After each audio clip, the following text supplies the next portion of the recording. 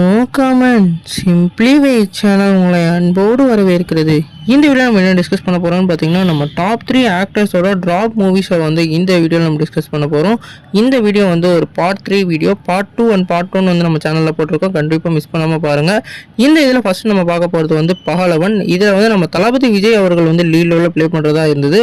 நம்ம சீமான் அவர்கள் வந்து இந்த படத்தை வந்து டைரக்ட் பண்ணுறதா இருந்தது. ஆனால் இந்த படம் வந்து இப்போ வந்து அரசியல் ரீதியாக வந்து இவங்க வந்து தள்ளி வச்சுட்டாங்க. அதனால் இந்த படம் வந்து இப்போ வந்து ட்ராப் ஆயிருச்சு. அடுத்ததாக நம்ம பார்க்க போகிறது நம்மளோட சிலம்பரசனோட மூவி. இந்த படத்துக்கு வந்து கான்னு சொல்லிட்டு டைட்டில் வச்சு ஒரு வேற லெவல் ஃபர்ஸ்ட் லுக்கே வந்து லான்ச் பண்ணியிருந்தாங்க. இந்த படத்துக்கு வந்து எக்ஸ்பெக்டேஷன் வேற லெவலில் இன்க்ரீஸ் ஆயிருந்தது. ஏன்னா இந்த படத்தை வந்து நம்ம இயக்குறது யாருன்னு கேட்டிங்கன்னா, நம்மளோட செல்வராகவன் அவர்கள் இயக்குறதா வந்து பிளான் பண்ணியிருந்தாங்க. அதனால செல்வராகவனுக்கும் அதே மாதிரி நம்மளோட எஸ்டிஆர் அவர்களுக்கும் காம்பினேஷன் எப்படி ஒர்க் அவுட் ஆக போகுதுன்னு சொல்லிட்டு வெயிட் பண்ணிக்கிட்டு இருந்தாங்க. ஆனால் இந்த படமும் வந்து ட்ராப் ஆயிருச்சு.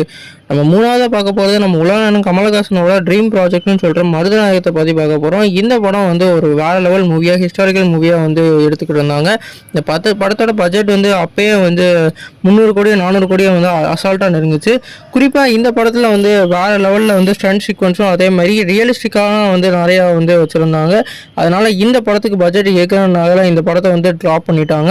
இப்போ இந்த படத்தை வந்து திருப்பி வந்து எடுக்கிறாங்களா இல்லையான்னு சொல்லிட்டு எனக்கு கிளியரான அப்டேட் தெரியல. நீங்கள் சொல்லுங்கள் ஃப்ரெண்ட்ஸ், இந்த டாப் 3 போடுறதுல நீங்கள் எந்த படத்தை வந்து மிஸ் பண்ணியிருக்கீங்கன்னு சொல்லிட்டு கமெண்ட் பண்ணுங்கள். இந்த வீடியோ ஸ்டார்ட் லைக் பண்ணுங்கள்.